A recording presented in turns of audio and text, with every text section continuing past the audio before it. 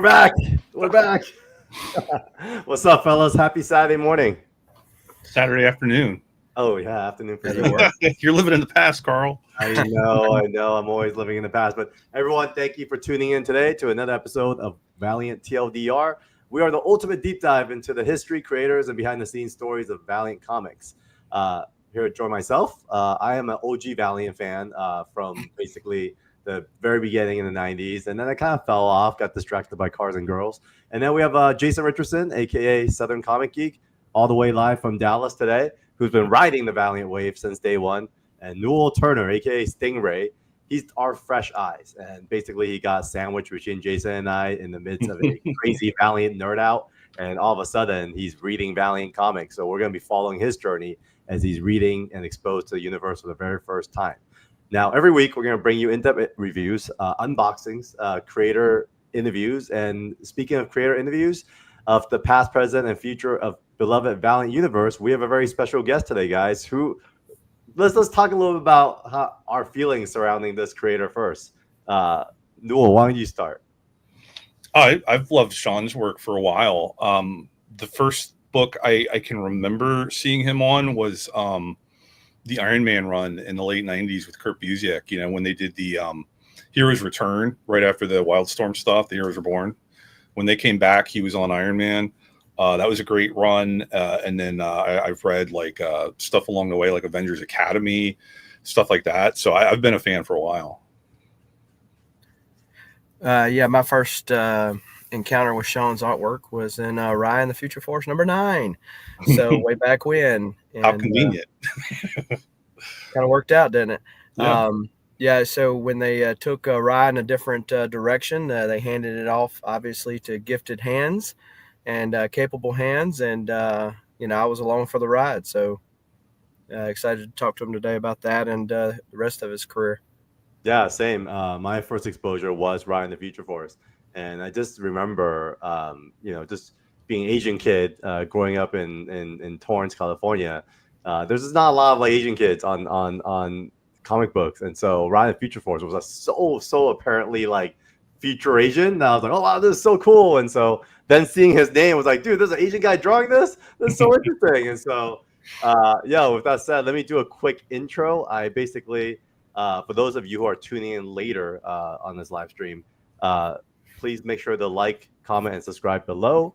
But our guest today, for those of you who have been following 24/7, Sean is not only one of our founding creators, but also the artist on RAI and the Future Force, where he started his career.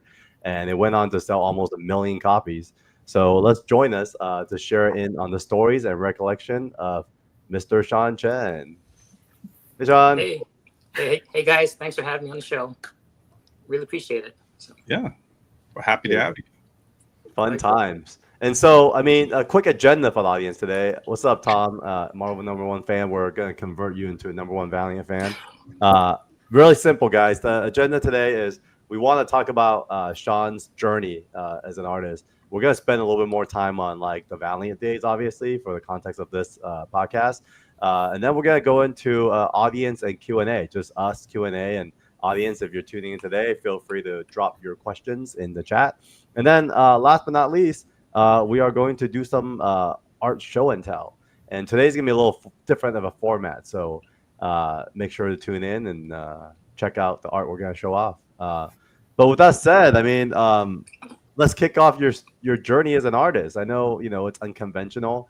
I've heard it a few times, but when you know, what's something when you think about Valiant that maybe you don't tell often? Like what's like a perspective of the story that you may not tell often, but you know, maybe just to get everyone up to date as to like how you began as an artist. Okay, so Valiant, to me, my dream was to draw comics, particularly from Marvel or DC. So I knew you have to start somewhere. So Valiant was my way into the comic book industry. Unfortunately, the whole time I was there, I had my eye on Marvel. Like, you know, this is the stepping stone, which is really bad because it was actually a much better experience. Once I got to Marvel, I realized like what I was missing at Valiant. So that was the big thing, is that I kind of thought of it as like a way to get to Marvel and DC. except that also Barry Windsor Smith was there. And then I remember reading in Marvel Comics Present, Barry Windsor Smith did a Weapon X thing. And when I was really learning to be an artist, I was looking at that stuff and just really blown away by his work. So when I found out he was at Valiant, I took my portfolio there and actually at San Diego Comic-Con got a portfolio review, and they brought me into where Barry was. And that was the beginning of it all. So I was simultaneously very happy to be there because that's where Barry Windsor Smith was. It also didn't hurt that Valiant was on the rise and it was like the new hot company. And so that means that a lot of eyeballs will be on the books, and then also those paychecks and royalties would be really big.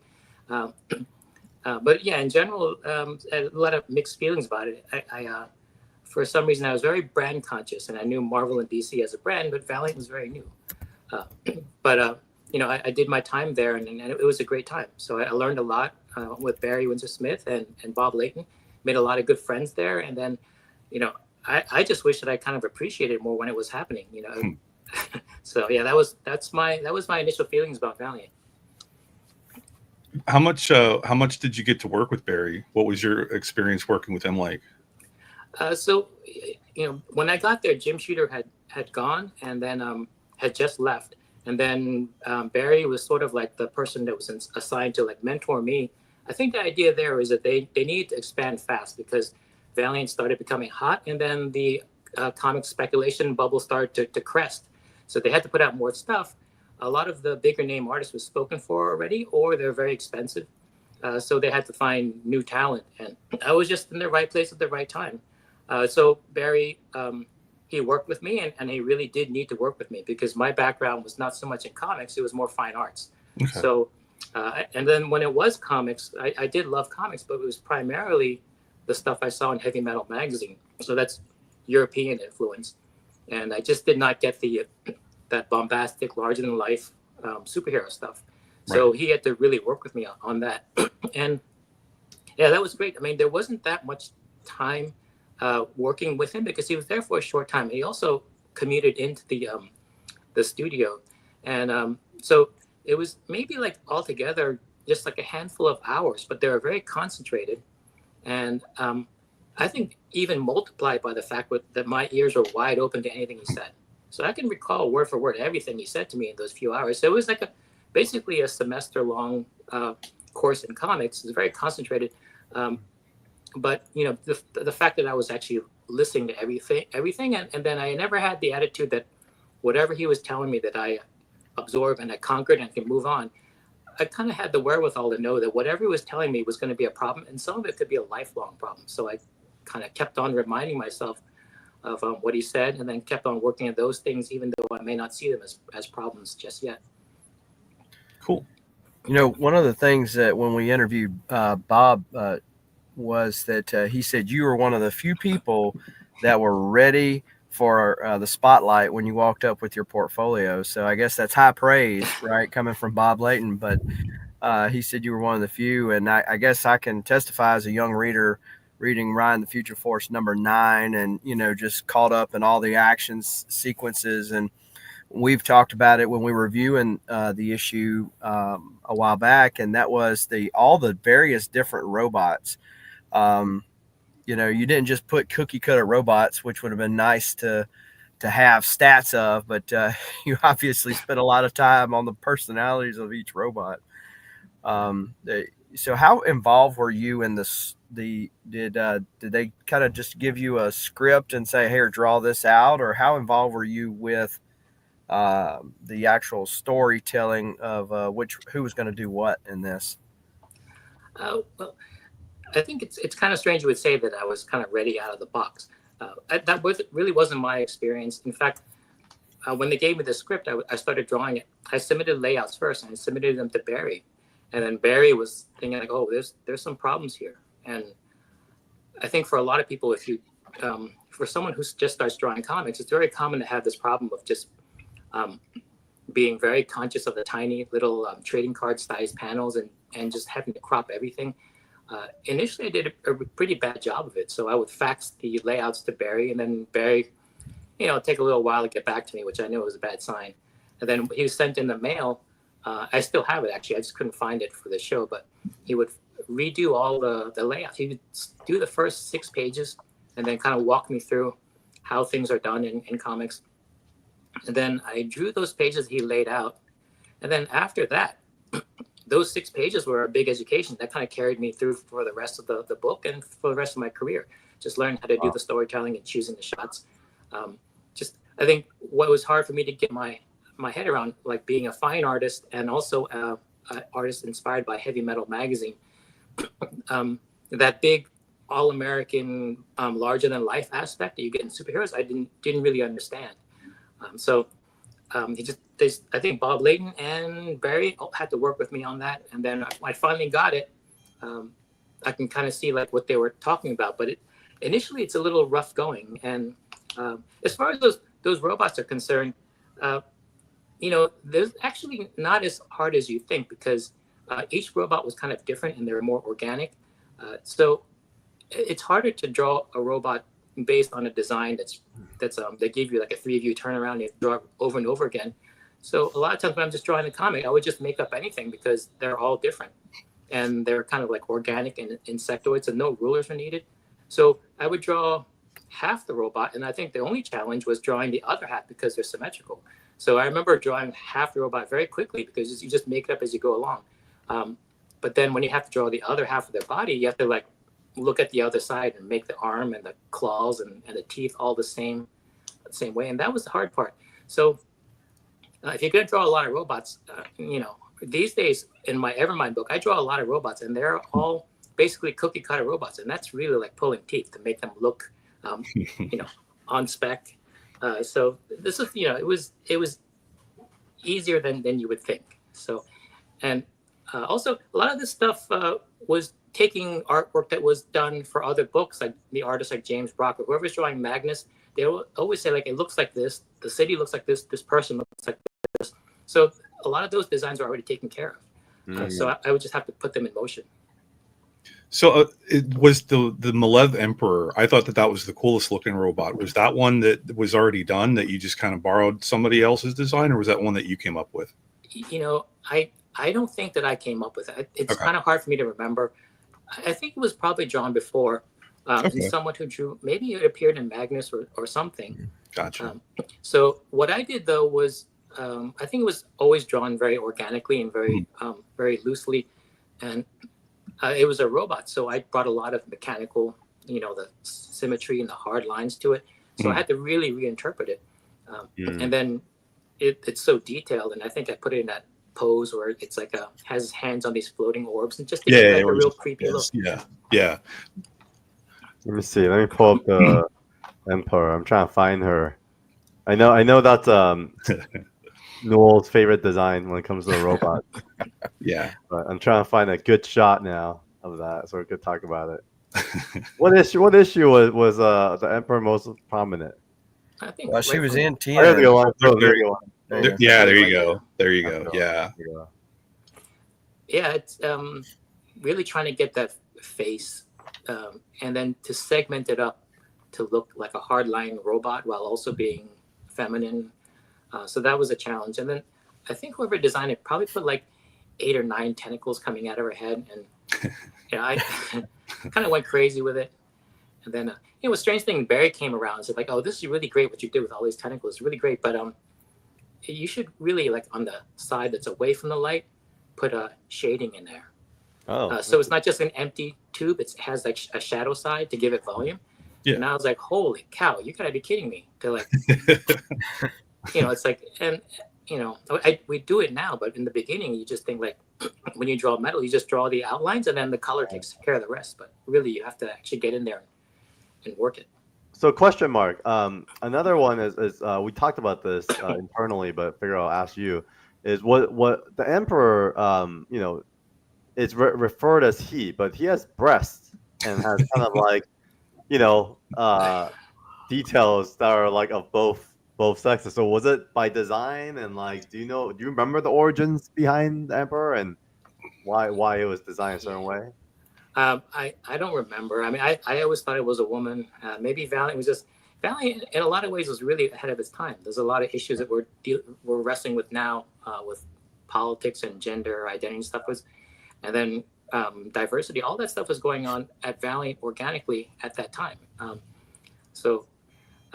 Yeah, it's just I always thought it was a woman because they call it, what did they call it? I thought it had like a female type. No, he, right? They reference as he. Yeah. Yeah. Okay. Okay. But it's a robot, so. Yeah.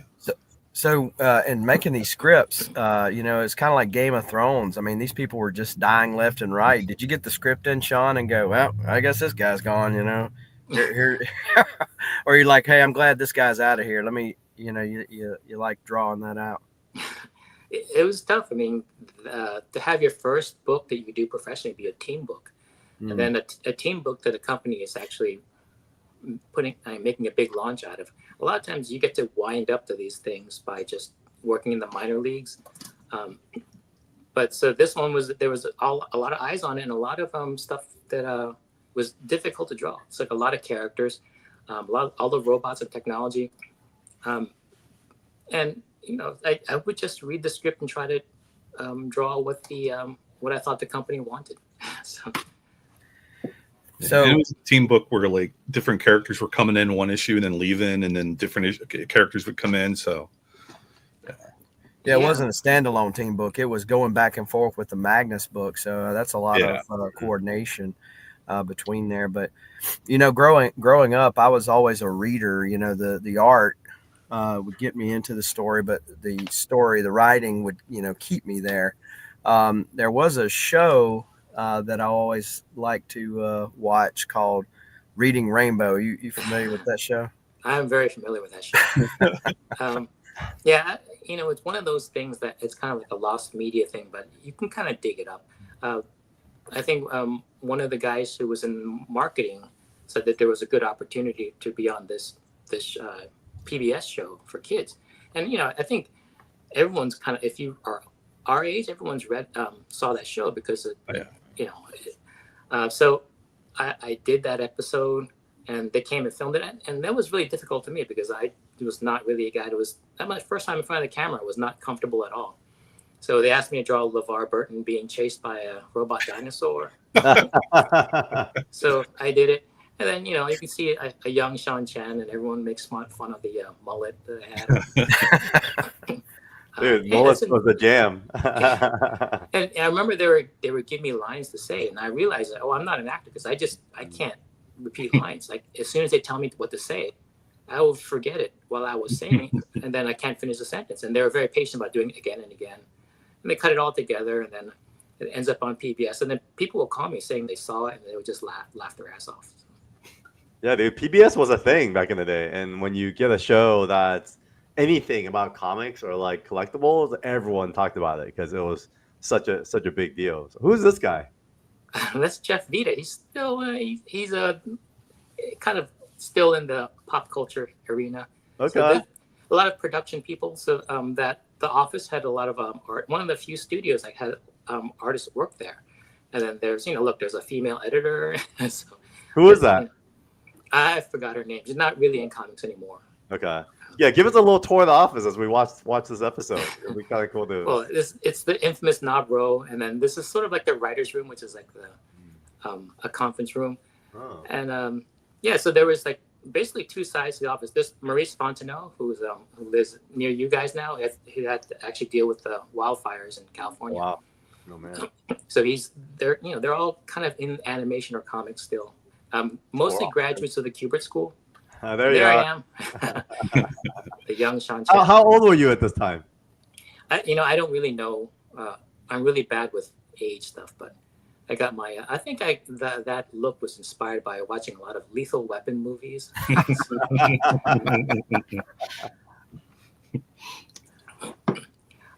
we go. The dinosaur I was talking about. Yeah. Wow, I didn't know you were going to bring this up. I thought it was, the further it goes off into the distance, no one can. This TLDR, man. We're diving deep dive into the Valiant world. So, folks, as you guys are tuning in, feel free to put in your question for Sean in the chat. We will get to them, but we're doing a bit of a deeper dive into his relationship with Valiant. And we have a few more questions, but we want to kind of dive into this episode first. I don't think I ever saw this episode. I don't remember this one. Well, the interesting thing is like with Nobro was full of artists, young artists, and also the production people. And then on the other side of the wall was the business side. So there was the suits, and then there was the creatives, and there was always a little bit of a divide. As Tom Ryder, the inker. Okay. And the problem with me and Bernard, it's almost like we didn't really have like a certain side that we were firmly on, because the creatives in every company, the creatives sometimes feel like they're kind of being pushed around by corporate. And then there was us. So whenever there was any type of meetings where like they're talking about like making a informal union, I feel like we really weren't welcome there, because we were kind of more important on the corporate side, just like they needed us, and then like the production people had the feeling that they could be replaced, so they always had to like look out for their needs. So it was made a lot of friends there. It was a very tight knit group. Who's this guy? That's Stu Suchet. He's like a local New York guy. He lives in Long Island, so he's a colorist. Okay, is he still coloring? I think he does sometimes still color. I'm not sure what he does now, but they. He's a tech billionaire now. Who knows? But look, this is cool getting to see the hand coloring, the paint. Yeah, It is cool. It is cool. Yeah, and one thing, like when you look at RAI, the large part of the appeal, like my art was kind of half baked back then because of my first job. But if you really like that book, it's mostly because of the coloring of Mark Cesar, and they have a way of using these watercolors, which watercolors have a tendency not to be as brilliant as computer coloring or even markers, and so there's a problem of getting that saturation. But somehow at Valiant, they're able to get those colors to be really saturated, really bright. Yeah. So it was a great process, and it's kind of like part of that whole Valiant look. Who's this? A letterer. She was there for a short time. I don't remember her name, and she's definitely not in comics anymore. Wow, they really hand letter like that back then, huh? Oh, Dude, yeah. it just oh my god, look at all the heart that goes into it. I feel like the new generation is so fast now, because I'll send stuff to a letterer and they'll turn back to us in like 20 minutes. It's like, and then these guys just handwriting in every word. Wow, it's pretty cool. Wow, comic book shop shelves were like really jam packed. Yeah, Jane said it's so interesting seeing coloring in watercolor and not something you see now. Yeah, you don't see much now for sure. It's all computer now. It is. So did LeVar get this art that we're about to see right here, or do you have that, Sean? I'm not sure. I think I might have it somewhere. That's cool. Wow, look at that. So that's I think most of the episode. Mhm. Okay, so I had a question, Sean. I mean, I was telling the guys how much I enjoyed RAI the Future Force, like more than I remember, to be honest. I think, back then I barely spoke English, I think. And I was like reading this stuff, not really understanding what I was reading. But as I read it, like, man, like it kind of reminded me a lot of Star Wars. And so did you guys, or do you remember if the story team, reference much in the vein of Star Wars, Dune, whatever else that helped inspire this? Yeah, I'm sure. I mean, it was kind of created by Bob Layton, but then written by John Ostrander. So they probably have their influences. For me, I think the problem with the artwork the challenge for me was that I think the year is so, I think it's in what time period it was. It's so far in the future that it's hard to relate to. Every time you put the pencil down to draw something, you're like, well, what would it look like so far in the future, and would it even exist in the future? So, yeah, I mean, I'm sure that there was Star Wars inspired. Like, I think I sent you a layout that Barry Windsor Smith did for me for like a piece of artwork, and it had a very Star Wars feel, just like that kind of that Drew Struzan type cover, or like that whoever did the artwork for that the posters. It has a certain look, that group shot. Mhm. So yeah, it's very Star Wars like. Yeah, since you're speaking about it, let me I was see. going to say, yeah, do you have that one, Carl? Yeah, I do. Give me one second. Yeah, maybe if you guys are really into the artwork and collecting artwork, you can tell me what this was used for, because I'm not sure if it was a cover, but before you start drawing the book, they always send you a bunch of stuff to do, like to get you going. So I had to do a promotional thing, like an advertisement, and Barry Windsor Smith sent me a layout, and I had to draw what he drew from the sketch, and then do the final piece of artwork. Boom. Let's talk about that. Here we go. Yeah. So right, this is figure what out was this. sent to me. I just pulled this out a couple days ago. It's So on a yellow. freaking cool. It's on a yellow steno pad, and he drew what I'm supposed to draw. You can kind of see on Tekla's thigh there's a cigarette burn, because this is back in the day where artists would just smoke while they draw. I didn't realize that's what that was. That's funny. Wait, So, yeah. on the bottom. Oh yeah, that's hilarious. So he folded it up, put it in the mail, and sent it to me, and then I would open up the mail and draw it, and then when I draw it, I would put it in a FedEx box and send it back. It's that whole really slow process. But so this is something that normally these days would be done digitally, but I have a actual Barry Windsor Smith unsigned layout.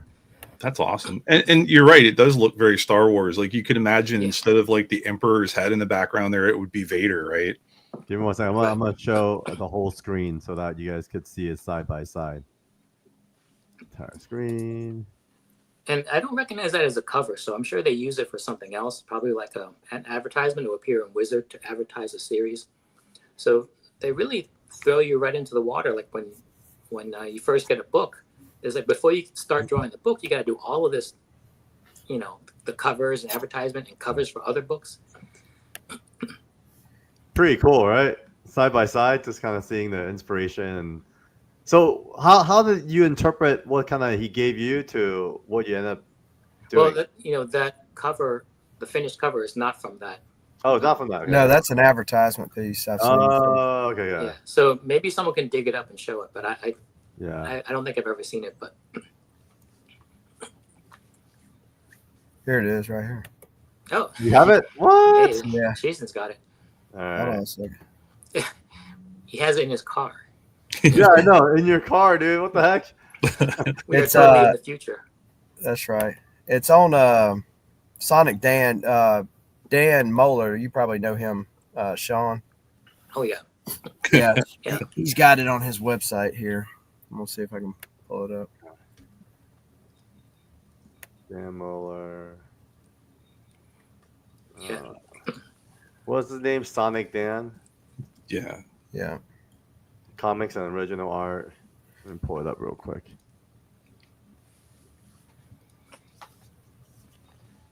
Yeah, so that was my first time drawing all those characters, and I remember I was struggling to draw Magnus Robot Fighter because the reference they sent me was from like the 50s, and they just kind of drew things really stiff. So I kind of drew it the same way, and then I remember working with Barry, and we're struggling on that one figure, and it looked like he was taking a crap when he was actually, so then Barry said, like, well, there's nothing really wrong with the drawing, although it's missing something because it just doesn't have that. So I kind of kept working on it. But so he said, basically something that fixed it all for me was said, like, well, because you got to think this is Magnus Robot Fighter. Where is it, Jason? Try clicking that link in the private chat. Oh, the private chat. Okay, cool. Let me pull it up. It's funny, Sean, because one of the things that we were commenting on when we were reading RAI was but we were talking about how fluid, Magnus was, with all the like kung fu fighting the robots and he was very athletic, and we were wondering if he was an Olympic gymnast or something. Well, they told me that, you can't have everyone fighting the same way. So I was trying to find any type of difference between the way they all fought. It's like people use guns and Rai uses his sword. So, Magnus did his karate chop thing, and he has like magic hands that can just like cut through any type of metal. So, and then I think Barry told me, or Bob Layton told me, like, when he's going after this robot, just have him just like swan dive right through it. Yeah. Like, well, that's crazy. It was kind of crazy, but it's so much fun to see him right through two of them. Yeah. We noticed that too. We were talking a lot about that, and it's kind of cool to hear about the collaboration between you guys. So would you say he worked with everyone that way, as almost like a creative director, or was it more just you and his relationship? I think the idea was to get the best work from artists that are not already hired by Marvel or DC, you have to hire new people. And then I think they kind of understood that you have to, in order to stimulate professional work, you have to work with them. So, Barry they would walk up and down Knob Row, and then if they noticed something, they would just kind of, they wouldn't look at everything and just micromanage, but they're just walking by and they would just catch something and say, hey, you can do this better by doing this. And that was kind of like a daily thing. So, I owe a lot to them. It was like a great, that studio system doesn't exist anymore, and the mentor system doesn't really exist anymore, but it was a big part of my development. Yeah. Did you feel like that they were steering you toward like a house style, or were they kind of still letting you do your own thing?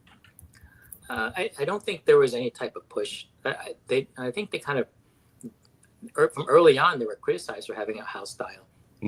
So that's not something they wanted to push. And I think for me, it was just me trying to be Barry Windsor Smith, and then just not really achieving it that well. And that was kind of my style. I'm not sure what other artists, but I think all of us kind of drew differently. And I think if there was a style, I think one thing you will notice is that the storytelling is not this sort of like a montage style that you see with Image. That there's like backgrounds in every panel that tells you where you are. And, when someone's coming to speak, you can watch them coming up in the previous panel and walking away in the panel afterwards. And that's something you don't really see in other comics. And that becomes kind of a look.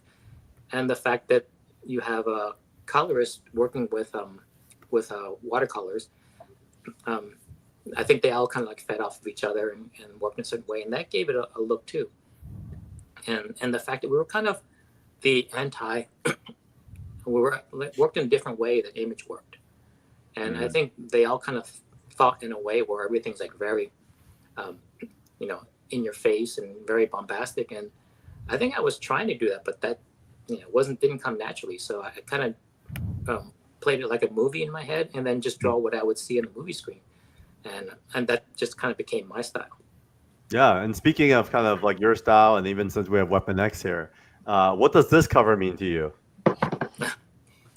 Well, I was saying how before you start your book, they gave you a lot of other stuff to do because the script's not ready yet, but they want to keep you busy, and they have like a lot of need for work. So this is actually my very first thing I ever did for Valiant. Probably like my very first thing ever published. So I think they thought I would get a kick out of it if they hired me to do the cover for Solar 19. They said, well, your script's not ready, so do this first. And then, surprise, Barry Windsor Smith is going to ink it.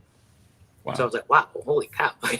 So I'm not sure if I came up, I think I probably came up with the composition, and then I drew it, and then Barry kind of went over it and fixed things up. And then he just was in his office. This is like, I think, something he didn't do in his home upstate, but he was actually in the office that day and just kind of just inked it right there. Of course, he inks the three figures, and then the rest of, the inkers in Knob Row will kind of do the rest of the line work. When I got the art back, I made a point to have him sign to me, which I think if you know Barry, that's big. Like, he doesn't sign things too often because he was really good at keeping his signature rare. So this is the very first piece I ever did, and then my very first collaboration with Barry. So it meant a lot to me, and it's something that I have, and to this day, it's one of my prized possessions because it was really my entry into the comic book business. That's really cool. Yeah, I didn't know that. I didn't know it was your very first. And what's cool is he also signs his full name, like Barry Windsor Swiggle. Yeah, that's very rare to find. But yeah, and I think he became BWS basically. Right. Like pretty much that's all everyone gets. Yeah, it signs BWS on his covers, but then when he's an inker, he signs lowercase BWS. You can kind of see down below in the credits. Oh, interesting. Man, he's so thoughtful, man. I love that guy. And this is another thing. When it came time to sign, this is my first piece. You're supposed to put your signature on the cover, like you're supposed to. So I signed it like I would sign it. He said, sign your name here, and we'll paste it in. I signed my name like I would sign a check. And he's like, he's looking, he's like, oh no. It doesn't have panache. So he's like, it took like basically 10 seconds. Like, let's see, CHEN, and they kind of drew out this way of writing my name. And he said, like, that looks good, right? And then so I I sign it like that, and then that's the signature I use to this day on my covers. Oh wow, that's cool. That's fun. All right, what else? Valiant. Couple of things. I mean, yeah, we talked about Magnus. We talked about, so Spylock. When Spylock was no revealed. Do you remember Spylock and what he was revealed to be? Yeah. Did we talk about that already on the show? We did, right? Because Newell actually guessed it. He guessed it based on. Well, I guessed it. Yeah. Yeah. Was that always a plan, or was that something that they figured out later? I think the only thing I knew about Spylock was that he was covered in a robe and you can't see his face at all. And they said it's a spider alien in disguise. And then always kind of put him in the background, kind of lurking. He's kind of like a mysterious, ominous figure that kind of just lurks around and kind of saves the day a lot of times. But we don't really know whether we can trust him. And that's really all I knew about him. So, I think at some point they kind of reveal like, okay, he's like that African-American looking in appearance and he has ties to African culture. And then we showed his face later. But yeah, he's, I always like drawing him because he's just drawing a lot of cloth.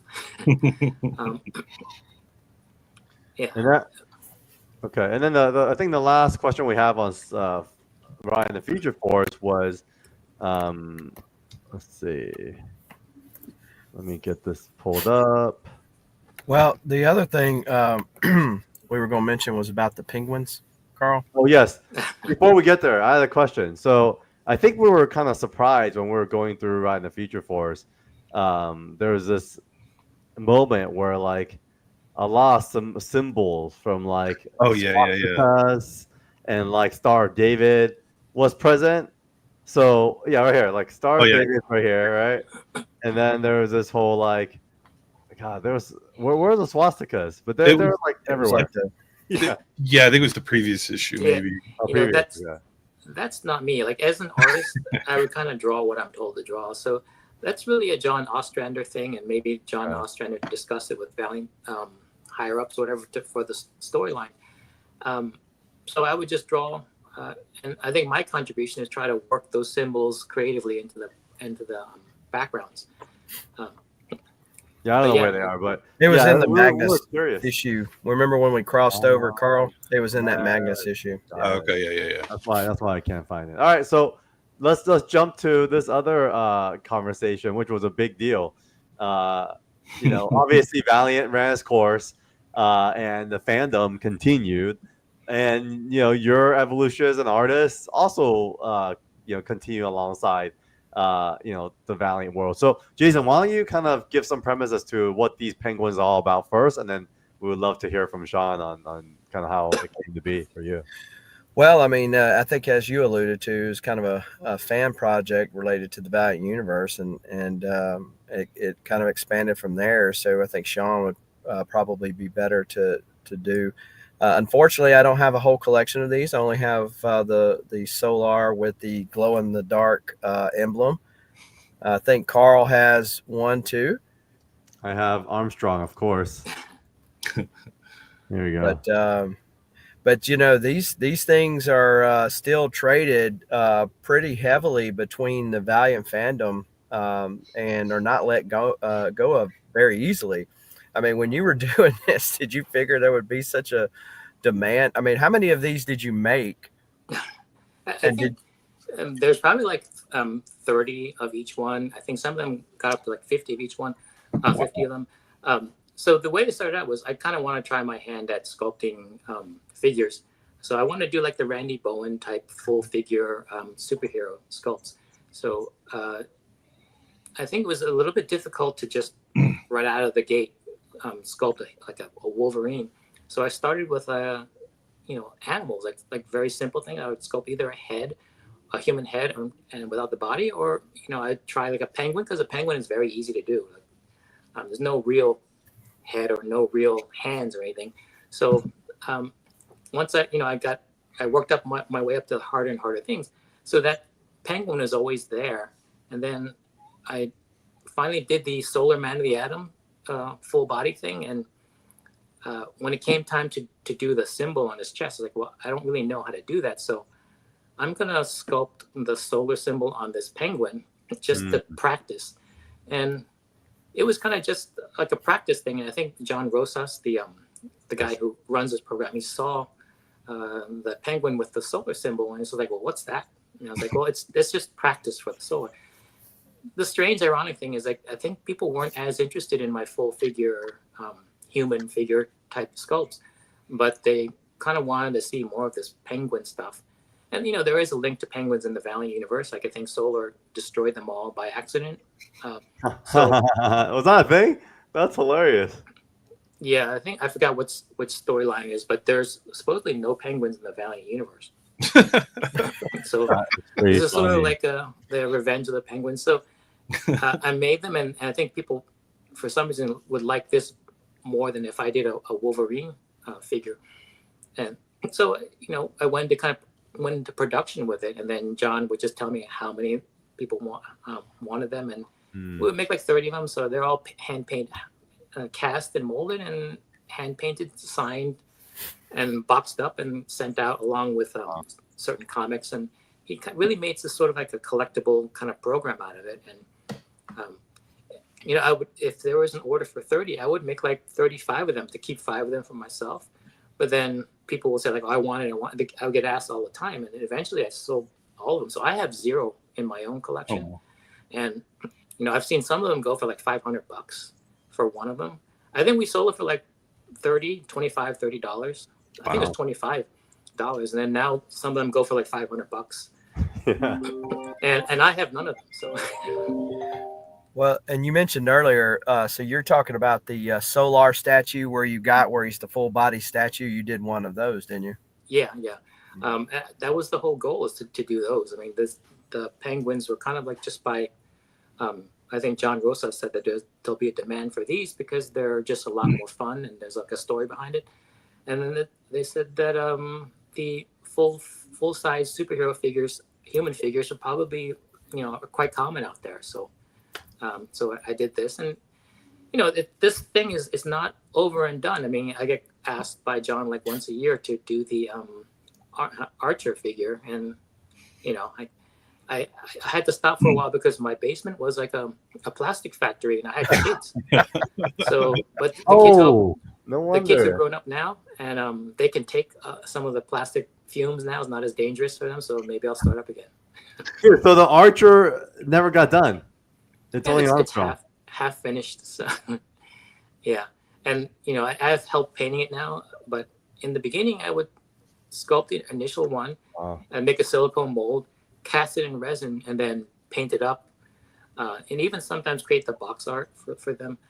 And but now, I just have to finish it up, and then more will come out, I guess. But Wow. Well, I know Carl would be first in line to get an Archer. For sure. I need to get number 1 for sure. Wow. So cool. Yeah, those are the only 2 I need, Archer and Armstrong. That's my penguin collection. Do it for me, John. Do it for me. I like the Shadow Man one. That one's fun. That was fun. Yeah. That was super cool. Yeah, and so I guess that makes sense, that muscular superheroes are a dime a dozen. Yeah. But penguins dressed up as superheroes, not so much. And so but yeah, it's fun to see. They rarely come up on places like eBay, and people, like I said, that have them on the Valiant forum, they don't let go of them very easily. Yeah, it's always fun. Like if you see Dinesh do an interview, you can look in the background. You can see on the shelf like a whole row of penguins and that solar figure. That's funny. Yeah, it's pretty cool. And so, you were even ahead of your time because, nowadays, what's all the kids into? These little figurines, right? Like you go into those collectible stores and it's like all collectible figurines. So you're definitely ahead of the game on this one. Okay. So, I mean, Valiant, any other memories come to mind, Sean? Like stories that, worth revisiting? Guys, any other thoughts, curiosities? Well, the other question I had was it your choice, or did you feel like it was a move up, or did they say, "Hey, Sean, we're going to move you over to the Harbinger book"? So you took over Harbinger 26, I believe, and kind of took the team in a whole different direction. Was that your choice, or did they just say, "Hey, we need you to take over this book"? Yeah, I'm not really sure why I moved on from it. I always liked the X-Men, and I think the future thing was getting it's too much in the future for me to wrap my head around. So I think when it came up, if they offered it, I would take it. And anything that happened with the story in terms of direction, that took place in those are behind closed doors, like this story discussions, and it's up to the writer. So I would just draw it, and I liked my time on this book because it was like really a modern day type story. And it felt like, kind of like doing the X-Men because they're kind of like similar to the X-Men. Mm-hmm. Well, and I tell you, Carl, when I ran into Dan at the con last week, he specifically told us or suggested for a show that we go through the rest of the deal because he really liked Sean's work, on the turnaround, and it doesn't go for that many issues. So, okay. So he's saying like go through the 26 to the end. Yeah. Yeah. Oh, so did it go from 26 and then ended? What issue did Harvey? 30 something. Oh, okay. I remember this cover a lot. I remember this Christmas tree cover. It's the one. Yeah, that's cool. Yeah, it went to 41. So 41. 26 to 41. Yeah. How many issues did you do, Sean? All of it? I don't remember. I don't think I'm very slow at drawing, so I don't think I can last that long on it without someone filling in. So yeah, I'm not really sure. Looks like you were on the book for the majority of it till about issue 37. Yeah, you say that, but then these days I feel like, we have artists who are like, we're on this book for the next year, and then like after 2 issues it'll be a fill-in. So but for you, your runs is still, kind of like what Jason just said, it's still in the teens, before you needed a fill-in. So yeah, I mean that's the way things were done back then. When I moved on to Iron Man, that was a 3-year run on Iron Man, and then Wolverine was 2 years, and then I did X-Men the End at some point, and that was 18 issues long. So wow, yeah, that's a lot. That's just the way things were done back then. And I always knew that they told me that if every time you move, you get a lot of press coverage. So like Wizard will cover you because you move from one book to another.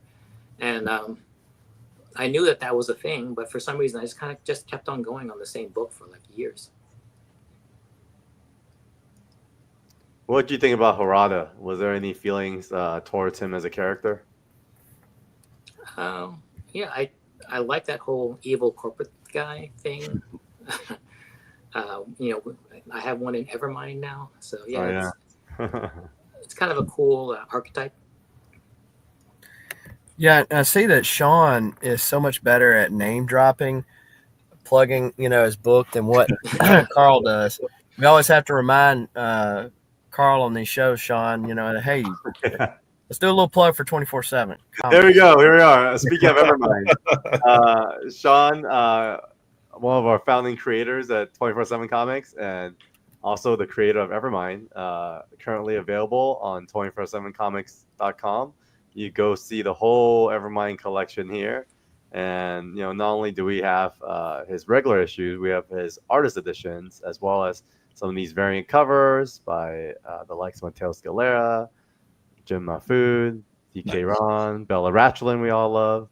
And then we have this like pin collection as well, which is basically showcasing all the characters from Evermind. So definitely check it out, guys.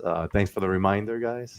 I mean, beyond Evermind, there's also this really cool story that Sean wrote and drew. Was this over the pandemic, Sean? Yeah, I think I'm more into doing everything myself now. So I write and draw. I don't color, but that's kind of like the evolution of a comic book artist. And you can get burned out drawing. And right when it was starting to get kind of tough, then I picked up writing, and then you're right back in again. It's like another decade worth of inspiration in this industry. So yeah, just keeping very. It's also good. Kind of interesting, like that initial royalty check from the RAI number 9. That's why I wanted to close out the Valiant conversation with. So yeah, let's talk about that. I mean, it was almost a million copies sold, which is freaking insane.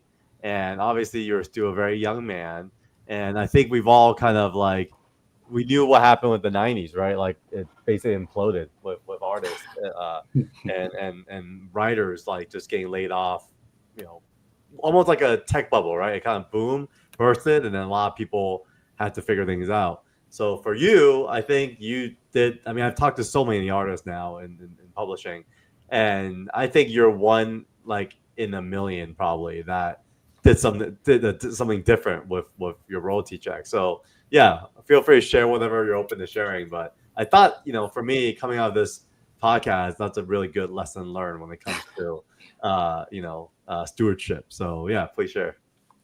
So yeah, I got the royalty check for RAI #9. It sold like close to 1 million copies. So that royalty check, like you might think it's staggering. It's not. It's big, but it's not that big. So I think the typical thing that most people do when they're that age, they would kind of just spend it on stuff, and that comes from just like not knowing how to manage your money well. But I would argue that I also didn't know how to manage my money well, in that I was really ignorant about how money worked. So when I got that royalty check, my first inclination was like, well, I come from a family of doctors, and they're all they're very successful, and I'm a comic book artist. So, the starving artist thing is a reality, especially in comics. You hear stories all the time of the artists just running out of money. So I thought that it was a virtual certainty that I would run out of money at some point, maybe in like 2 or 5 or maybe 10 years. So I gave that royalty check to my parents and said, like, hold this for me because I'm going to need it if I have kids, there's college, there's mortgage and everything. So there's no way I can spend it on flat screen TVs, which are all the rage back then. They invested it. So, how like money kind of grows over time. And I kind of forgot about the money, didn't look at it. So I kind of lived off my daily page rate, which is, every 2 weeks we get a check. And it was enough to kind of live off of. So a lot of my friends were, they were having an image of like comics. They're having like the Star Wars themed wedding. They blow a lot of money and like really nice places to live. And that's, they may not have known that much about money, and they thought maybe this will last forever. And I also didn't know that much money that you don't necessarily starve as a comic book artist. You can actually make a living, and especially if you do have like a windfall of money, that it happens early on in your career. Because if I made that royalty check now, every dollar I make is just worth about $1. But in your 20s, though, there's this kind of thing that a dollar's worth $88 because by the time you retire, it kind of like grows and grows and grows. So as a result, I mean, if I had a $200 page rate now, a lot of people feel bad about that, but you do, if you're 20 years old, you have a way to parlay that into more. So a $200 page rate when you're 20, if you sock it away, it's actually a $17,000 a page rate, which is a staggering amount. So if you just think of it that way, not many people know that. And so I would say like I got lucky because, it was really out of ignorance. It was fear-based. I saved that money because I thought that I would need to live off it later because I had a bad career choice. So, it's worth a lot now. So it allows me to kind of do what we do, which is like do a create your own project. And then, I don't have to kind of, I can get off of that treadmill of working for Marvel and DC and actually just do comics the way that it gives you the freedom to do the way you want to do it. So. Yeah, it's pretty funny. I think I just found this YouTube video here that says like in the '90s, every comic book creator was a rock star. So it's real, man. Like I remember, like this, it's on mainstream news. We had like Rob Liefeld on like comic book on Levi's commercials. Yep. You really don't see that anymore. And So when you signed all those Valiant validated signature series books for RAI 9, did your hand cramp up? Because it's a lot of signing. Oh yeah, let's talk about that real quick. Yeah. People always say that, but we draw for a living, so the hands are always moving. So if I wasn't drawing robots all day, we took a few days out to do that signature series right in the Valiant offices, and that's a lot easier than drawing. Here it is. Here's one that's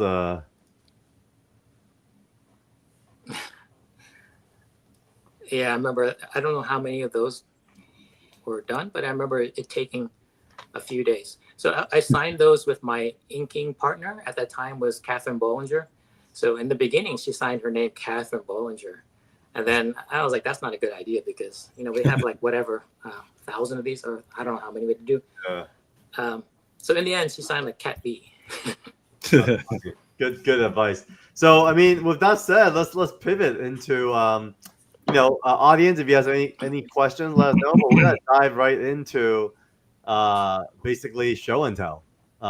This part is really going through some of your original art history. Always loved hearing your stories of where you were. So why don't we kick off with one of Jason's RAI the Future Force pages, issue 9, and I have 2 more pages that I want to talk through as well. But we'll start with this one. So what memories come to mind with this one?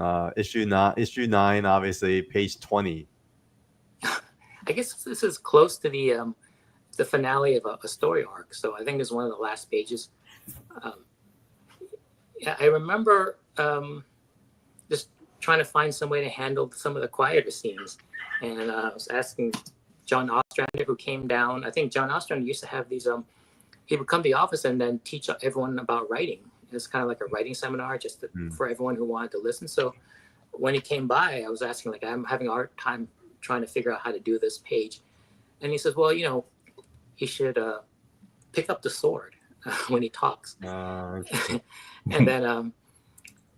then also like change the angles around. So it's like, make sure you get like a close up of someone speaking, make sure you get like a different angle from above. And keep it cinematic. Yeah. Cool. Yeah, very cinematic. Yeah. I mean, it's really weird when, I'm not sure if my memory works this way, but if I look at every single page, I can remember all the days and the events going around it. So some of the pages I look at are sometimes very painful because it was, as a young kid in New York, trying to make in this business. Sometimes you go through ups and downs, but I can kind of like sort of relive it when I look at these pages. Wow. But yeah, this is a good one because every one of the characters are in it, and I think at some point that tabletop, I put X's in it to blacken it in because my worry was that I wasn't spotting enough blacks. And then Bob Layton came by, or Catherine Bollinger, who was the inker, came by and said, like, did you mean to do this, or is this kind of like a brain fart? And then Bob Layton said, like, look, don't make that tabletop black because you have the foreground figure black. So just leave it open, and then the colors always colors too dark anyway. So it'll be fine. All right, I'm gonna switch to the next one. I'm gonna do an extra camera, and let me get a quick adjustment. All right, so I'm gonna share this guy here. Let's see.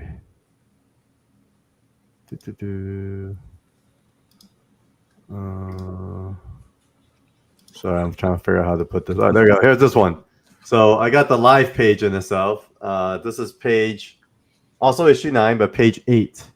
Yeah, there's one of those pages where Magnus Robot Fighter is just diving through those Mallet robots. Yeah, I'm not sure where I got that idea. I think it's just Bob Layton just telling me how to draw larger than life. Just draw someone diving, but instead of like diving through into water, he's diving through something metal. So and then there's karate chops too. Like we know there's like Magnus fights with karate chops. Was that intentional? Like that was kind of like something you guys talked about in the story? Yeah, I think they came by and told me like how all the characters worked. And Bob is a very animated guy. He would actually get up on a table and act things out. And then like there's one scene where someone like grabs this, I think like maybe it was Legia or one of the female characters was grabbed from behind in a chokehold.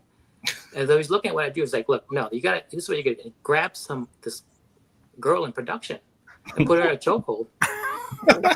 And then I was like, okay, I got it. Let her go. That seems like a Bob kind of thing to do. Yeah, it seems like you would pull that off. Whatever it took to get the best work out of us. I mean, I think that's what had to happen. So he's very animated, and I think that was one of the most important things I had to learn. Coming from a fine arts background and coming from a European comics background, there wasn't that larger than life feel. So they had to. That was the hardest thing for me to learn, is try to make things.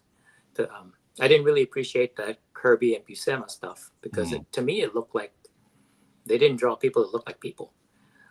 But then it wasn't until later I can really appreciate it. Yeah, you are definitely more like a realism. One of the early guys who really pushed in that direction. Even for this, it was cool. Like even where these like battle on flying cars type panels were super awesome. So what were you doing during this page? I guess the same as the last page, right? Because this is I'm still trying to orient myself to actually realizing the dream of drawing comics, working with Barry Windsor Smith, and also living in New York for the first time. So there's like a lot of turmoil in terms of like it's a lifestyle change, and it's all good stuff. And so I think that was kind of all going on at the same time. It's just a little bit overwhelming and trying to create as good as I can artistically while all this is going on. So here's my second page, page 16. It's a good Spylock panel. Yeah. Oh yeah. Okay. Yeah. This is, I think, from one of the later pages. Yes. I can kind of tell. It was painful to watch you guys showing some of the earlier stuff. I haven't really looked at this stuff since I did it, and I kind of make it a point not to look at it because it's kind of painful because you kind of see all the mistakes and kind of really embarrassed. But then I noticed as you guys were going on as issues went by, it actually looked better than I remembered it because I was actually learning as I went. So that page there with you see like Spylock in the foreground with the two guns. Originally, he was a full figure standing next to near Rai. And so Bob Layton was walking by. He's like, you know what? The viewer is kind of like, 20, 30 feet away from this scene. The distance there kind of makes it kind of separates the reader from the action. It's like if you take this Spylock figure and frame the panel by bringing it up close, this L shape that he creates with his gun and his head and his body, that could frame the scene, and that makes it brings you into the panel because now you have something that's like 3 feet away rather than everything being like 30 feet away. And from that point on, I remember he said that, and I kind of do that all the time now. It's like a lot of times you have to be taught these things, and being right there in Narborough while Bob Layton walked around, it was a great education. Yeah, that's cool. Yeah, this is one of my personal favorite pages. It's pretty sick. I haven't uploaded these yet after today. Yeah, they always have that rubber cement stains on there, the brown stuff. It's kind of unfortunate, but we didn't really think that these things would have any value. So. Yeah, because they were just production art at the time, right? It was just work, part of the process. Yeah. All right, next one. We'll jump to Bloodshot Volume 1. How long were you on Bloodshot for? Because issues 27 and on. Yeah, I think it was a fairly short run. I don't really remember. But So do you remember this page and what you were doing at the time? Sort of. I mean, I remember that book was very high tech, and that was always very tough to do. It just took a lot of time. And then trying to get figures to be very big and muscular without being distorted. And I don't know how successful that was, but that's a struggle. Because if you draw people realistically, it feels really wrong to draw something like this. So he looks a little bit like the Hulk there. Yes. Yeah, it does. Yeah, then every time I see the tech stuff, it kind of it gives me a lot of anxiety because it's not easy to do. But for some reason, I end up on all these books where there's a lot of technology to draw, and it's just a chore to do all the time. So you, Dick Giordano, inked this for you. You got any stories to tell about, working with Dick, or was this your only issue to work with him? A lot of times I would just do my portion and then just run it through the system, and then whoever's inking is inking it. I remember like John Ostrander, Dick Giordano would come by, I think for a while, like once a week or something like that, to do like an inking seminar. And that was always very interesting to watch him, how he thinks through a page. So it was just, Bob knew all these people, and he brought them in, and then, that idea of continuing education for the people there. Like a lot of the people who were watching were not just artists, but they were definitely aspiring artists, but there's like production people who, they all went to the Kubrick school, and I think the idea was that they would either become writers or artists, mostly artists, but they're kind of working initially in production.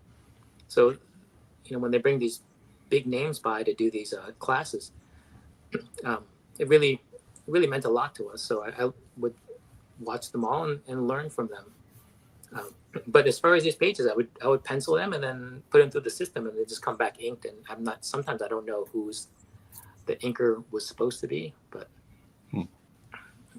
That's cool. This looks kind of like an absolute bloodshot. It was part of the storyline. It was like a 4-part mini. So. That's awesome. All right, Newell, I think you have a few pieces you want to show. You want to do it digitally, or you want to do it? Yeah, if you want to pull them up, that's fine. Yeah. No, I can throw you in here, and then have you and Sean. Okay. Yeah, you're right. So, Sean, this is a recent one. You did this for me last year at Baltimore. You remember this one? Oh yeah, it's cool that you have your character, and for someone to have one character they collect, I think it's great. Unfortunately, like that character is usually like Batman or something like that people seen 100 times. So when this comes along, it's like, wow, this guy, you have a point of view. I mean, you have a guy that you collect, and then it makes you special because you're that Stingray guy. Appreciate that. Yeah. So yeah, to do those at the shows, it's tough to do like a full watercolor 11x17, but I'm glad to do it for you. So. Oh yeah, well, I'm super happy with that. I was glad to get that. The other one I have is I don't have any Valiant art that you did, but I have this page here from Avengers Academy. Oh wow, okay. Yeah. Yeah, very much like Harbinger. I mean, these books are kind of all very similar, but yeah, that book.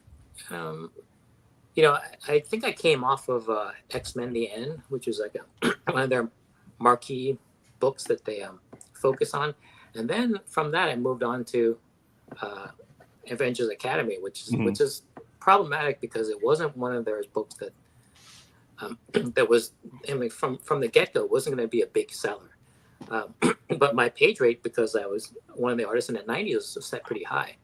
So you just kind of like do issue after issue until someone notices, like, hey, there's this guy who gets paid a lot for a page doing a book that doesn't support that page rate. So it's time to sunset this guy. So that was kind of my, they showed me to the door at Marvel, because like, they didn't really have a problem. Like if you're doing X-Men, it's okay for that page rate, but Avengers Academy, I did a lot of issues. I love that book and I love the writing in it. But you can't do it with that page rate. So it's either you take a pay cut or, it just didn't fit.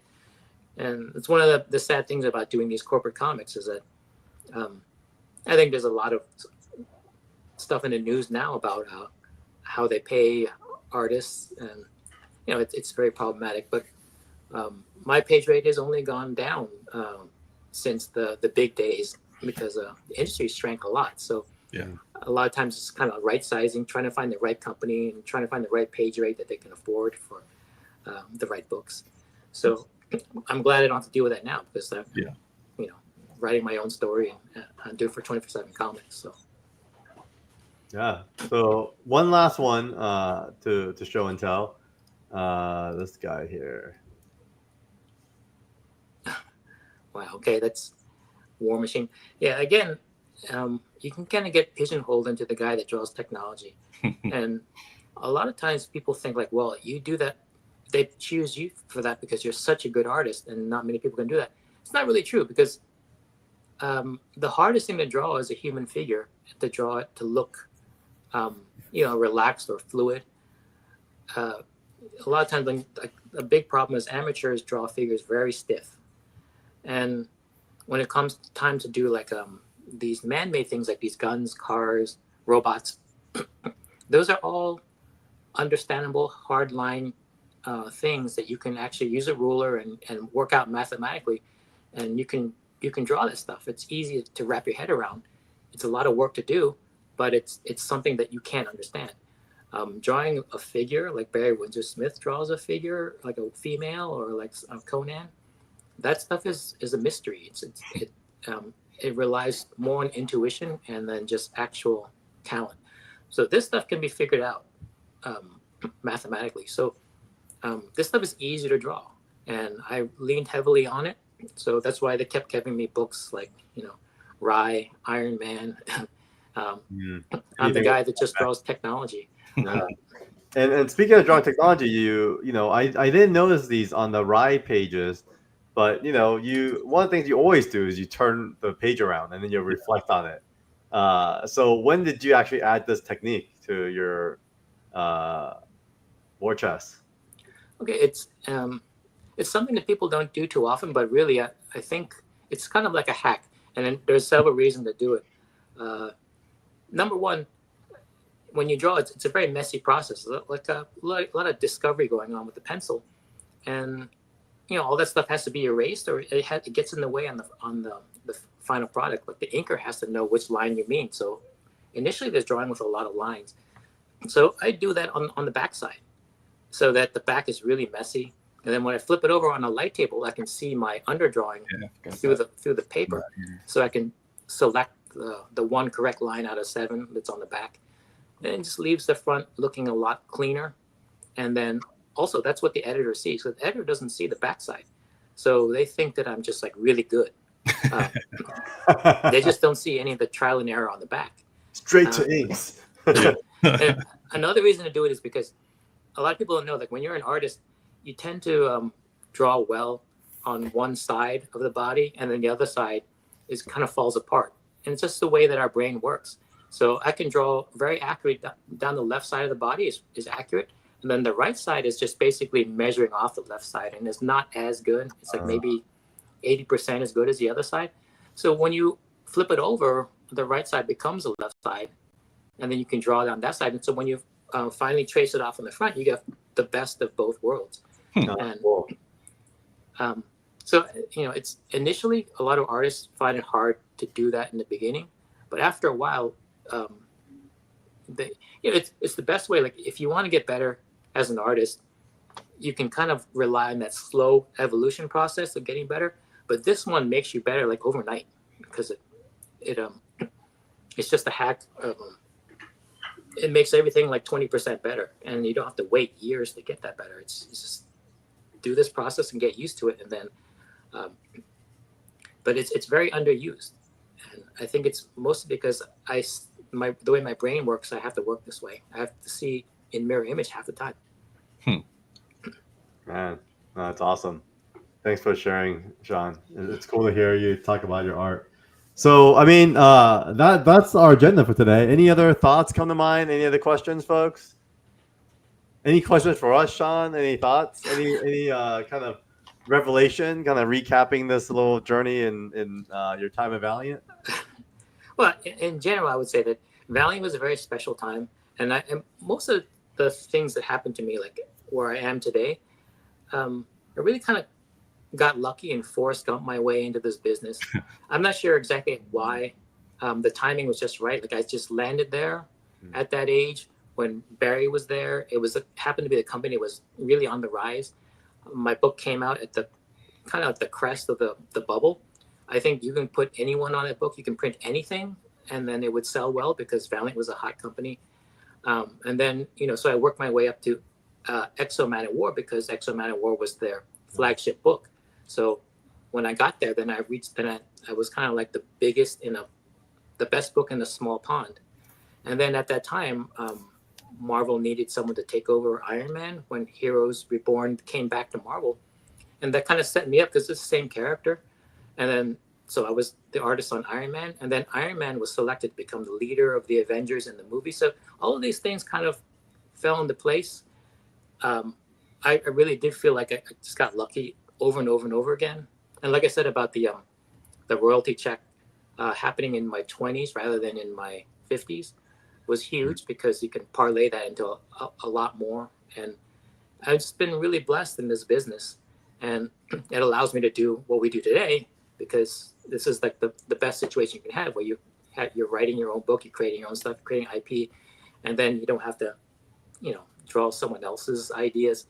So it really did work out for the best. And the only thing I regret was being so upwardly mobile when I was younger that I was looking at Marvel and DC the whole time I was at Valiant, and then just looking for any opportunity to jump over there, not realizing that I had really good friends there and a great situation, and then didn't really appreciate it till later. There was a magical time, and it was a very important time, and it was actually a company that was actually better than Marvel and DC, but I was kind of too blind to see it. But and the guys like you kind of bringing this stuff back and giving it the love it deserves, I think is great. Yeah, dude. Like I'm a big fan of just how different mediums capture energies in the room. Like I'm a big fan of that. Like when you watch a movie, I feel like because I've seen it from the other side, I feel like every movie does capture what's happening on set, and I feel the same with comics, where I feel like when I read it, it captures the energy that was happening in the room. Where even when you talk about Bob Lane jumping on a table and acting stuff out, choking out girls in the won't go there too much, but we could see that, right? We could see that energy being captured. And you're right. I think a big lesson there, kids out there, be present, man. Like you never know, right? It's like often we get so ambitious about where we want to go, we forget to enjoy what's around us. And I feel like that's something, I personally had to learn in my older age, where just enjoy what you have now and like make the best decision you can, and don't think too far ahead, because once you get there, it's not what you expect. It's really, it may not be what you want. And so with that said, we're here in the present now, Sean. I think we had a question from Majestical Repeat. So besides the negative and cons that will cause some problems for artists, I wonder if AI tools will help improve the creative process for comic books. I think you're right that it'll improve the process. I don't think it can draw comics. Like just from knowing what it takes to draw comics, AI is very good at making a one-off thing. Like you sent me this Studio Ghibli picture of ourselves. It's very good at that. But then if you were to, you have to do a series of artwork that kind of tells the same story. It's not very good at that yet. So just the keeping the characters consistent and having when you draw one figure in the next panel, you can't make him look like he aged like 5 years. You can't give him a different hairstyle. So then you have to keep on changing the prompt over and over again. It gets very tedious. So right now, AI is very good at certain types of art. Like if you want a thumbnail for your YouTube show, it's very good for that. Like very low value type, very quick things. It will not. The art also ends up in the museum sometimes, and AI is not good for that. They don't want that there. You guys collect artwork too. Like you don't want that for your stuff, but so it has its place, and I think it's very useful. I think from a writing and art standpoint, it's a good place to give you like a start to build off of. But it can do maybe 80% of things well, but then when you either write or draw comics, you have to do 100% of things well. Like I never know if I have to draw a car or a horse, but I can't say like, well, I can draw a horse, but I can't draw cars. And AI kind of does that. It does some things extremely well, like way better than I could do it. But there's some things that it can't do, and because it can't do the entire suite, it's kind of useless for comics still. Yeah, so. I agree.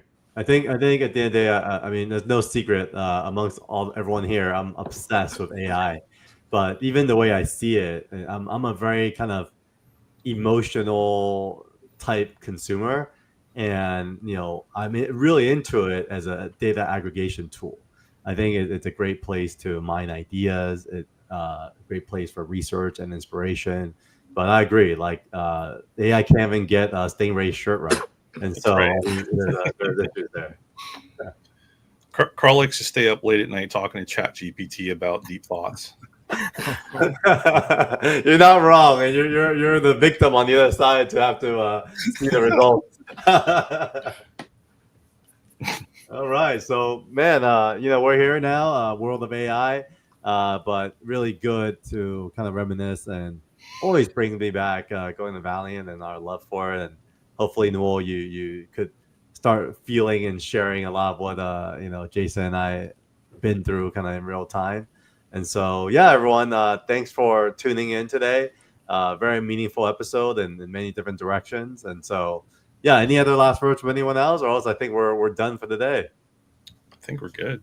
All right. Thanks everyone for tuning in. As always, everyone, please stay on so we can upload, and we'll see you guys next week. Cool. Thanks a lot for having me. Thanks for coming on. Thanks, everyone.